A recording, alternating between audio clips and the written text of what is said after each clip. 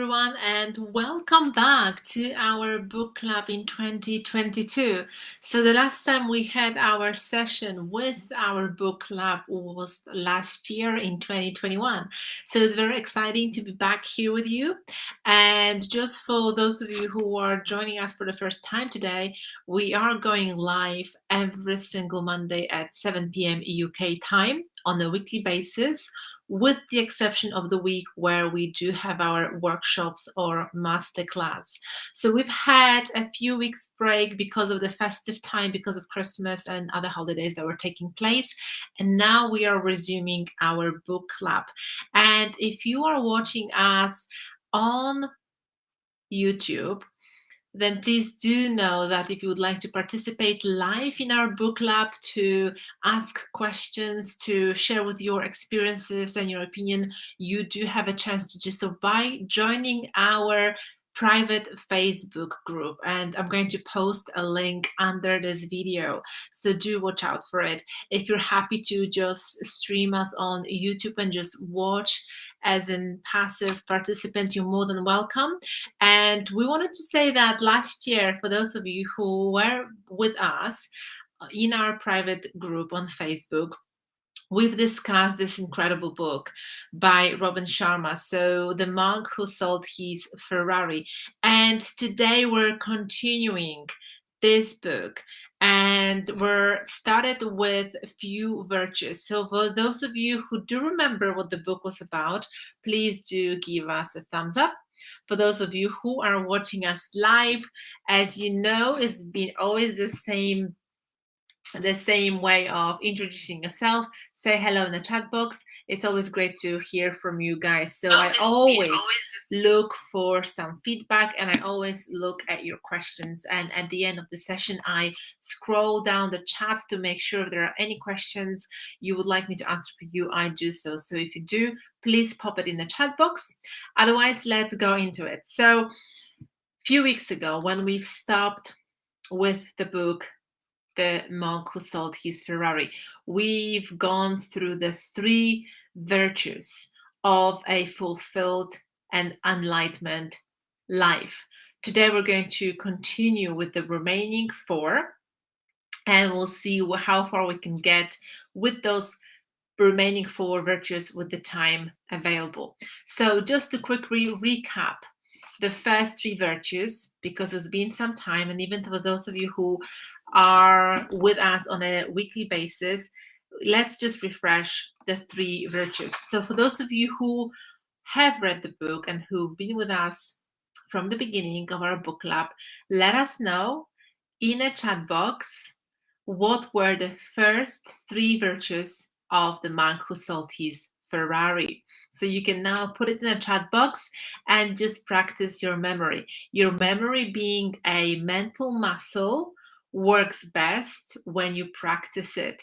So I'm just going to give you a few more seconds so you can just catch up with typing, and there I'm going to go into the recap of the first 3 virtues. So I can see some of you are jumping on the call, which is absolutely fantastic. Great to have you with us. Hello, Krishik. Hello, Magdalena. Great to have you with us. Absolutely fantastic. All right. So the first 3 virtues. As you may remember, the story of a beautiful garden. And in that garden, you had a very tall lighthouse. But the garden was absolutely amazing. It was filled with roses, the most beautiful flowers, and it was all colorful and just breathtaking. And then right at the end of that garden, there was a very tall lighthouse. And all of a sudden, in that beauty, peaceful space, the wrestler came out. And the wrestler was coming to you very, very quickly. And he was wearing a pink wire instead of his underwear. And then all of a sudden, he just collapsed in the middle of that beautiful garden. And then the story continues, and he woke up, looked at his golden watch, and then he went on a path, and that path was filled with diamonds. So that was the story that the author left us with, a story that can help you to remember the 7 virtues, because every symbol in that story represents a virtue. So now, with that story, as you may remember, the first thing is the garden. So what the garden represents? The garden represents your mind, your marvelous, beautiful mind. So the first step to a successful and happy life full of fulfillment is to master your mind. There are tips and tools we talked about how to do so in our previous videos. So if you don't remember it, please do go back to it. Number 2 was the lighthouse. So the lighthouse was a symbol of following your purpose. This is something we talked about in our last video from the book club, how to set up worthy goals.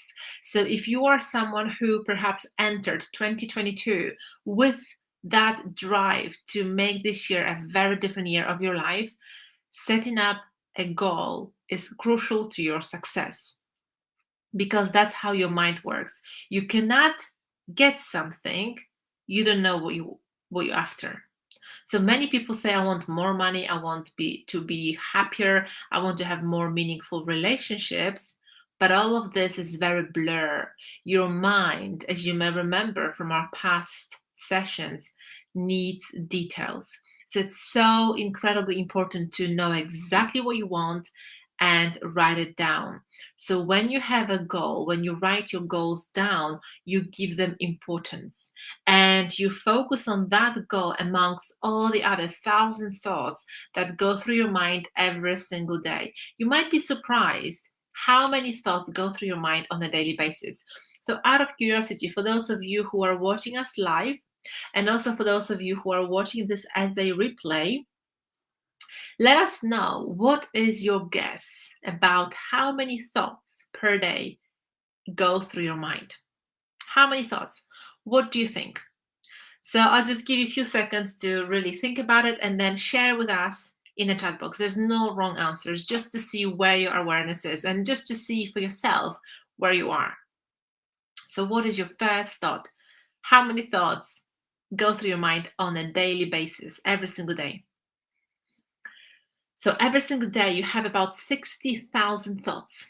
60,000 thoughts. And when it comes, somebody said 1 million. That's pretty good. But it's about 60,000. 60,000 is a lot, isn't it? When you really think about it, 60,000 thoughts every single day.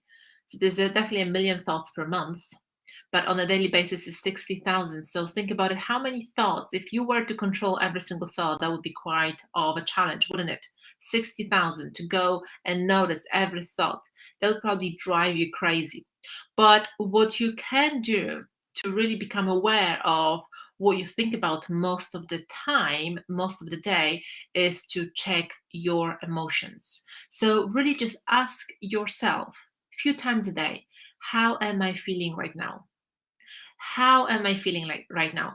Am I joyful? Am I happy? Do I feel motivated? Or do I feel angry, frustrated, sad, worried? Because your emotions are the reflection of your thoughts. So whatever you think about over and over and over again, it's expressed with emotions. So emotions follow your thoughts. If you wake up in the morning and you're not feeling your best, you're not feeling happy, you're not feeling satisfied, it's not just because some emotion enter your mind. It's because certain thoughts were occupying your mind that don't serve you, and then emotions follow. So it's always thoughts, emotions, and actions, and then you act accordingly to how you feel. So if you feel sad, obviously you're not going to get out of bed being motivated and work towards your goal. You're just going to allow that sadness, that negative emotion, to be demotivated, to procrastinate on important things, right? So in a chat box right now, or if you have a pen and paper in front of you, write down, how are you feeling right now? It's very important. Those feelings reflect your emotions, and your emotional mind, as you may remember, almost exclusively controls your behavior. So the fact that you are very productive during the day or you work towards your goal on a daily basis is controlled by your emotional mind. How do you shift that emotional mind? So if you are worried or fearful most of the time, how do you shift it? Well, you have to go back to a virtual number one, and you have to become in control of your mind. So you have to start be a master of your mind. It all starts from your thoughts. And believe it or not, even though you have 60,000 thoughts every single day, you absolutely have 100% control over what you think. First of all, it takes awareness and it takes practice.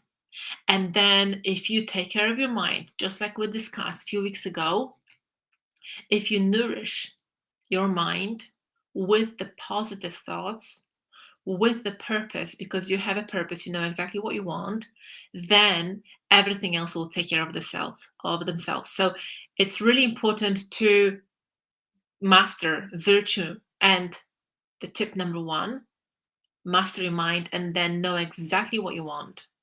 And then number three, as you might remember, was the sumo wrestler. So the sumo wrestler came out and was coming towards you. So the sumo wrestler represents practice Kaizen. So Kaizen, as the author says, is the continual improvement. That's in Japanese. Kaizen in Japanese means continual improvement. So self-improvement on your life towards your personal growth and development, on that journey, self-improvement is a never-ending journey. How many of you have been working on self-improvement now? How many of you is working on that self-improvement right now? Let us know in the chat box. If you are, give us 2 thumbs up. Two thumbs up, okay?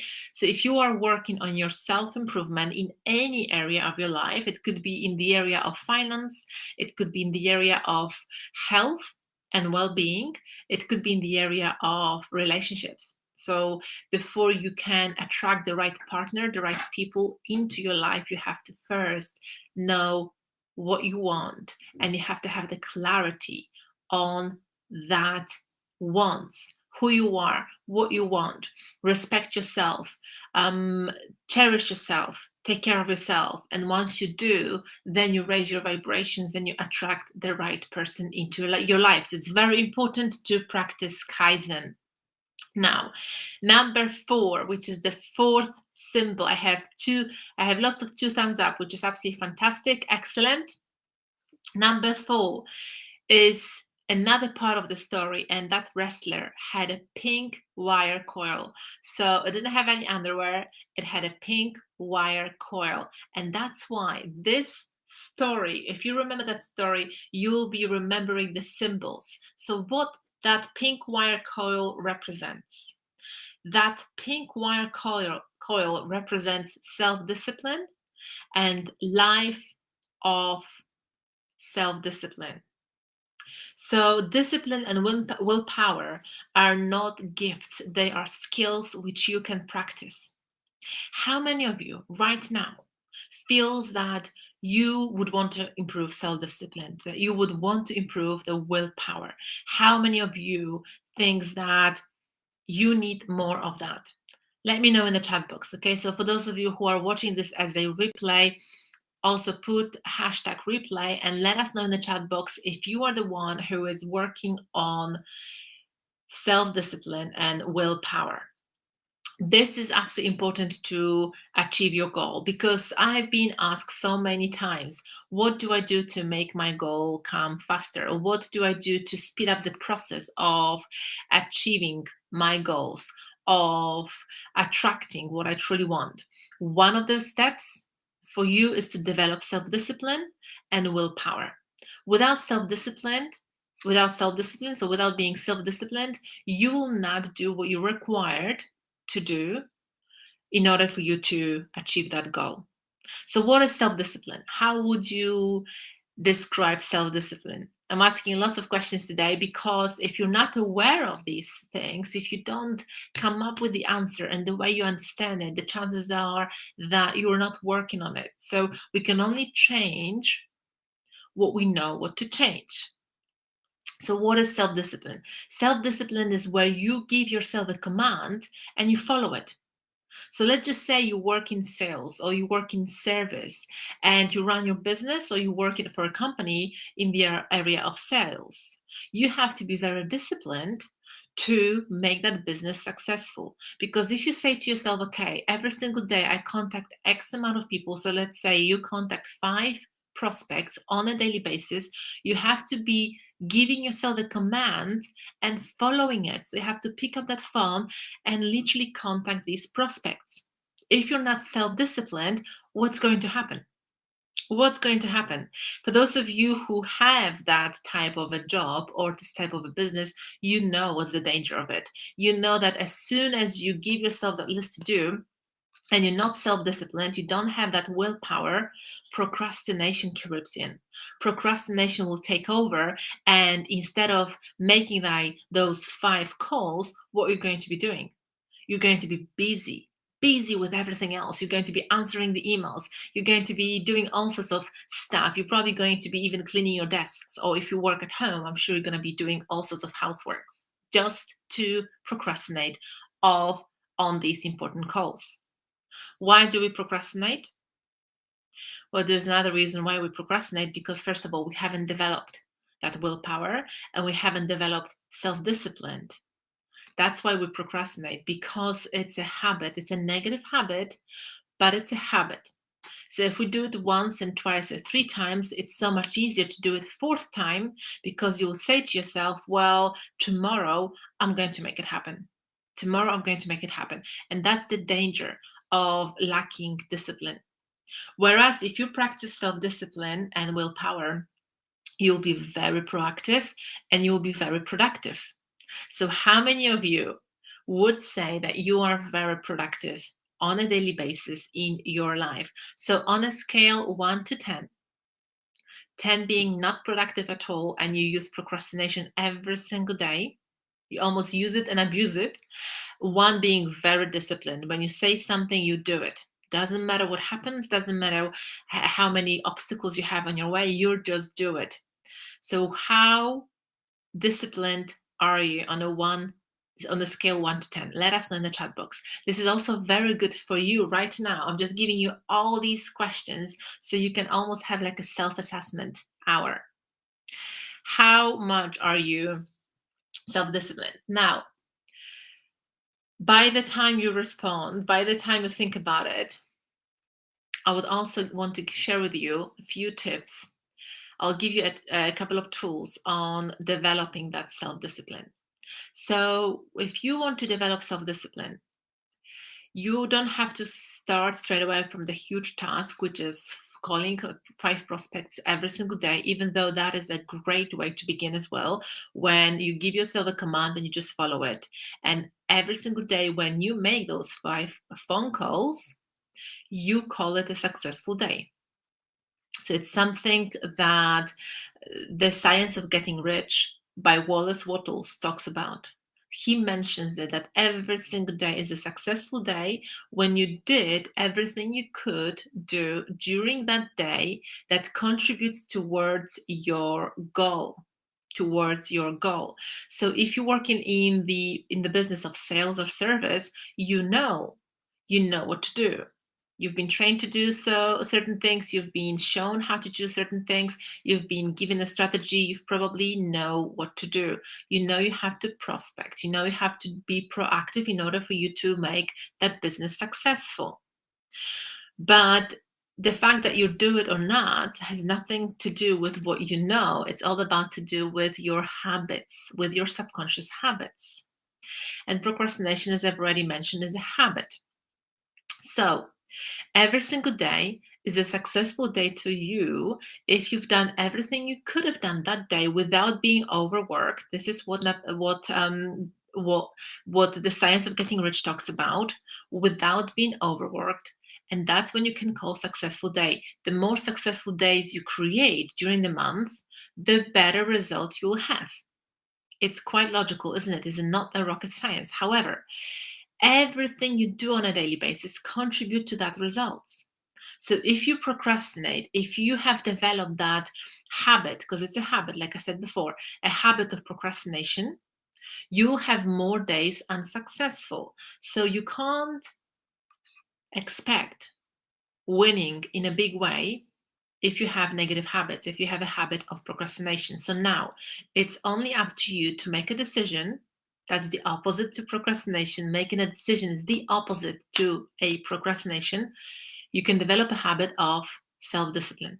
Self-discipline is a skill. Hello, Cecil. Great to have you with us. Thank you so much for joining. So self-discipline is a habit. And you can practice it starting with small steps. So, for example, if you get up in the morning and you make your bed every single morning, you make your bed, that is not just for the room to look pretty and tidy, but that is the act of self-discipline. Every single morning when you do so, no matter how late you might be, but you just do that bed, you make your bed. This is where you practice your self-discipline, and it's a skill. You work on it on a daily basis. Another great example is if you're on a diet and you want to gain more energy and lose some weight, you know that you can't eat or shouldn't be eating certain things that are not good for you, like biscuits, for example. So every single time when you say no to that biscuit because it's not a part of your diet, you are exercising your self-discipline, your willpower. So every little act like that, by just choosing the right thing for you, because you have a goal, you have a bigger goal, you have a bigger vision, you're practicing self-discipline. Another great example is exercise. So instead of sitting on a sofa in front of TV during the evening, you go for a run. So you're choosing. There's always a choice. There's always a choice, and there's always a choice that you make. Not someone next to you, not that the weather is not great because it rains, because it's cold, whatever the excuse is, that is just still you choosing that excuse. So you always make that choice. And if you choose to go for a run, it's another act towards your self-discipline. The more acts like this you create in your day, the more you practice the self-discipline. Discipline, once again, is giving yourself a command and following that command. And just like Napoleon Hill said, discipline is one of the steps to master your mind. And you have to follow all these steps. You can't just pick and choose whichever suits you or whichever is easier, because if you just pick a step or 2 steps from 13 steps he talks about, then obviously it's not going to work for you. So you have to master all 13 steps that Napoleon Hill talks about in Think and Grow Rich. Now, going back to this fourth virtue, is literally a discipline that you have to have in order to have that fulfilled life. And there's a beautiful quote from that book, and it says, "You have to wage war against the weaker thoughts that have crept into the palace of your mind. They will see that they are unwanted and leave like unwelcome visitors." And this is exactly how your mind works. Through those little steps, the acts of self-discipline, eventually you will master your mind to the point that when negative habits come in, you will act on the positive habits, because with the choice you make, and the negatives will go away. It's the same with your thoughts. Some people may say, well, I don't have the control over my thoughts. My thoughts just come in, they're out of control. But the truth is, right now, at this very moment, you have 100% control over what you choose to think.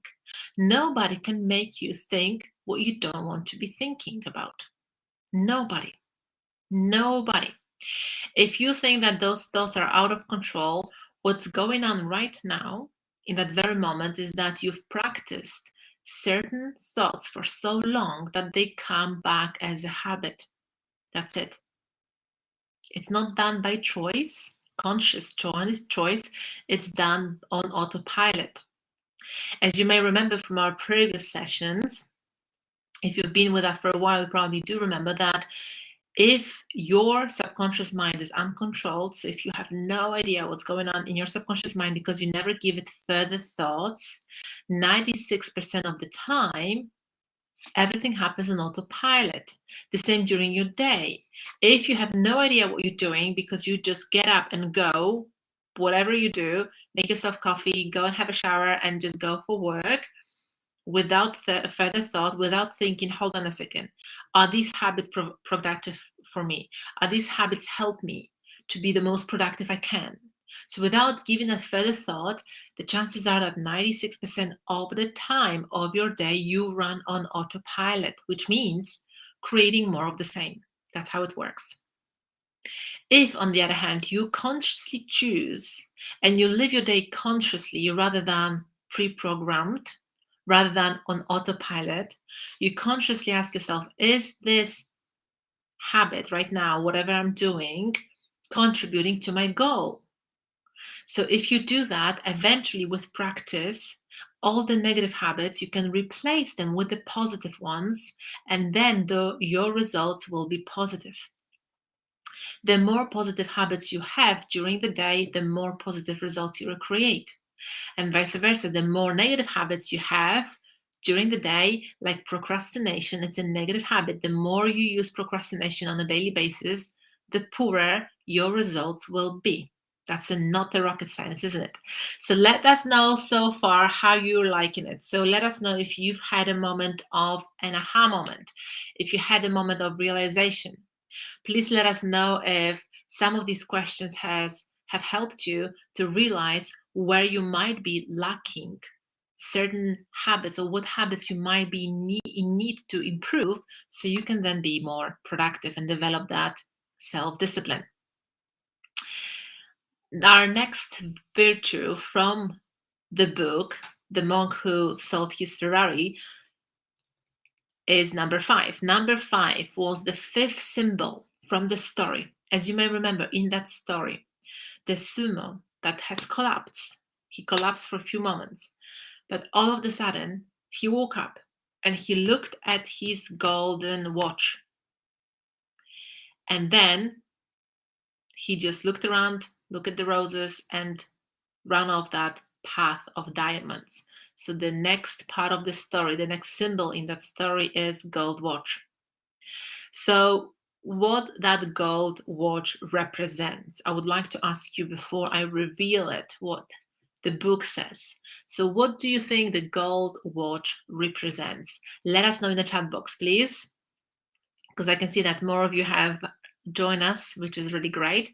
So please put in the chat box, what do you believe the gold watch represents? I know there is a few second delay in the chat box, so I'm just going to give you a few more seconds and then I'll continue. So as you may guess, the gold watch represents time. So watch your time. Time is our most precious commodity. Time is something completely invaluable. If you do not watch your time, if you just waste your time on stuff that are not important, you probably do not have a real purpose you work towards, and you don't probably have the right goals you set yourself up. Having the right goals is crucial, is the key. Why? I'll just quickly go back to that part of setting the goals, because if you don't have the right goals in your life, what happens is, and the right goals, what it means, the right goals is something that you truly desire. You're not going after what you think you can get. So what most people go after what they think they can get. So what it means is they say, okay, if I do A and B and C, I'm going to get there. So everything is pre-planned. They have a plan of action. They know exactly how to get there, because that's how we are trained to accomplish our goals. If I study hard, I'm going to have a degree. If I want to have this job, I better go and study. So it's all pre-planned. That's how we are trained. to set up the goals. If you set up a goal that is completely out of your comfort zone and a goal where you have no idea how to get there, so you don't know how to get the money, you don't know how to get the time, you're sometimes being called that you are a dreamer, that you're not realistic. And because most people go after what they think they can get, they never really have worthy goals set up. And what is the problem with not having the worthy goals set up? The problem is that if you don't go after what your heart truly desires, so the deep, deep meaning, the meaningful goal to your heart, something that you really love doing, something that possibly comes from your passion, but you go after the logical goal, something that brings you the money, something that pays for the bills and stuff like that. The problem with those goals, the goals that are not set up properly, is that they will not motivate you in the long term. And if you hit a challenge, or if you've hit certain problems that you think you can't solve at a time, you'll just give up. That's the problem. So if you have worthy goals, something that really motivates you, something that where your burning desire is there, something that there's no plan B, but this is it and nothing else, you will be motivated. You'll have that motivation sustained. You'll be persistent and you'll be consistent. So that's why it's so important to have those worthy goals. Also, the importance of worthy goals and going after what you truly desire, even though you have no idea how to get there, the importance of those goals is also that you stretch yourself. You stretch yourself. You go out of your comfort zone. If you don't leave your comfort zone, it means it's not the right goal. You're just going sideways. You're not growing. You're just going sideways and nothing happens. You're not experiencing growth. And growth is something you have to experience. This is your purpose in life. The growth. That's the purpose of your life. So if you're not experiencing your growth, you don't really know what you're capable of doing, because you're just not growing, you're going sideways. So that's why it's so important to go after what you truly desire, something that you have no idea how to get there, something that's completely out of your comfort zone. So it scares you, it excites you, but it scares you at the same time because you have no clue how you're going to get there. That's the real goal. And this is only when you get yourself out of your comfort zone, because only then you see what you are truly capable of doing. So now, going back to the fifth step, the gold watch, where you have to watch your time. If you don't have the worthy goals, if you don't work towards something that you truly desire, you're probably going to be wasting a lot of time. You're probably going to be doing the minimum that you have to be doing, because you're not motivated enough. So the goals that you know how to get to, the goals that you know how to get to because you think this is what you have to do, are not motivating. That you're just interested in them. You're not pushed towards them with a desire. So that's why so many people give up on their New Year's resolutions, because they set up wrong goals. They don't really give it further thought. And setting up the right goals, it's not easy. It's not easy because you have to go through a process. You have to ask yourself certain questions. You have to spend some time to get to the bottom of what is that you truly want. This is almost like going back to your childhood when you were a little child and nobody told you that you can't do it. It was just okay to dream back then. But now that you're an adult, it's not okay to dream because you have to be realistic. That's why so many people don't even go there anymore. They say, well, I have to be realistic. I have to pay my bills. I have to have a job that pays my bills rather than going after something that I love to do. This is not going to pay my bills. So there's so many people later on in life who give up on their goals. And some other people give up on their goals because they don't know how to get there. So they think, well, it's never going to happen. Or maybe they've tried and they failed and they thought, well, if I failed, I'm not good enough for it. It's not meant to be. That's where I used to be. I used to be at the point that if I tried something new and I wouldn't be doing well at it for the first month or two or three, I would give up. I would give up because I would say to myself, well, obviously I'm not good at it. So I was trained to believe, as I believe most of us are at school, that if you're not good enough at something, you just shouldn't pursue it. You shouldn't pursue it.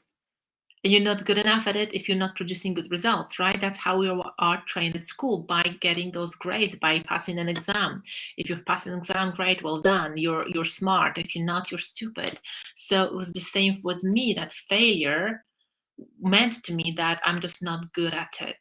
So that's why some people give up, because they failed once or twice and they say, well, it's not meant to be. So that's such a different mindset to the people who are successful, because people who are very successful have the right mindset when it comes to failure. This is a topic for another day, but it's a good reminder here. So now, when it comes to time, if you don't value your time, it means that you're not working towards your worthy goal. And the time, that once we lose the time, we'll never get it back. So time is such a precious commodity. Time, unlike money, we will never get it back. Money, you sometimes lose money, you gain money, money comes and goes, but time, you never get it back. That's why I've read something a long time ago and it's stuck in my mind and I love it. And it said, live with the sense of urgency. If you work towards something meaningful, if you work towards a goal in your life that's like a burning desire, it means you live with a sense of urgency, because you treasure your time, because you know that there's so much more you can be doing in your life, and you're constantly growing and you're constantly working towards it because you value your time. You don't waste your time on things that are not contributing towards your growth. That was number 5.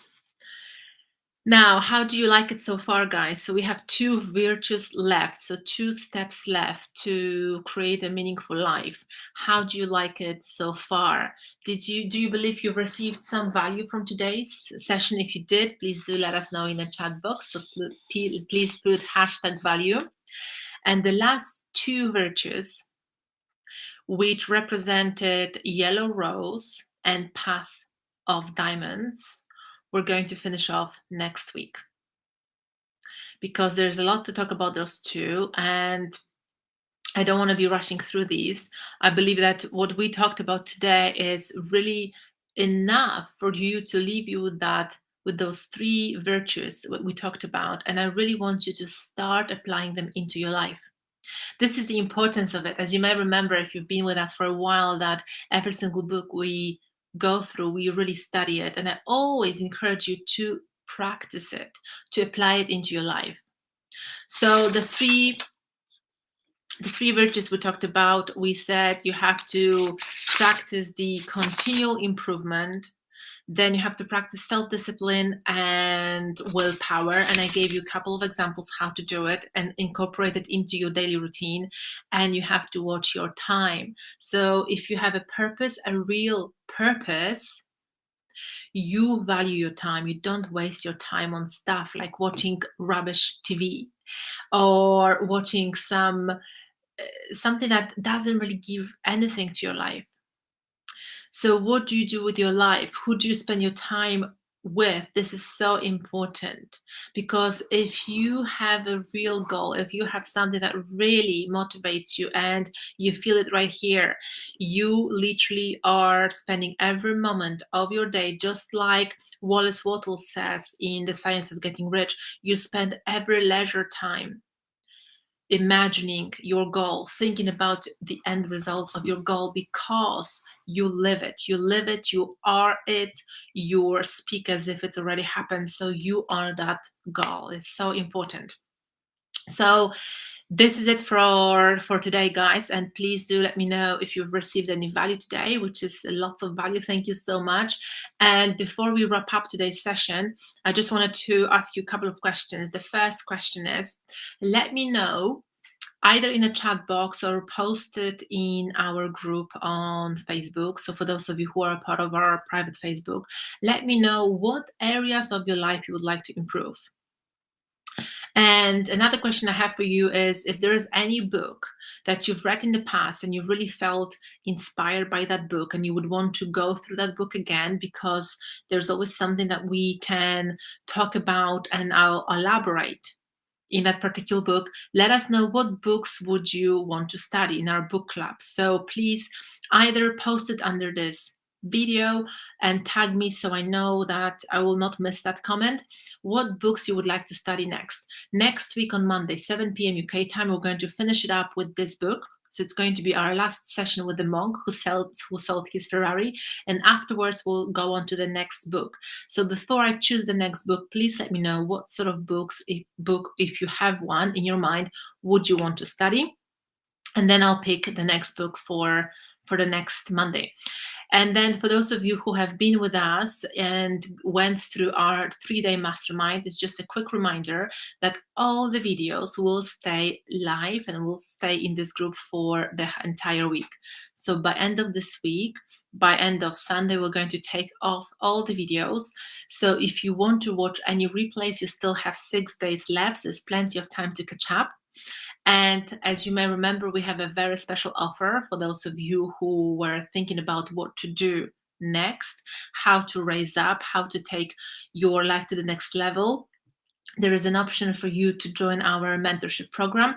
And as you may remember, there is a very, very good deal to join us for 3 months instead of 6, half price, and then see if that has met your expectations and exceeded your expectations, and then you can choose to extend it. So that offer is valid.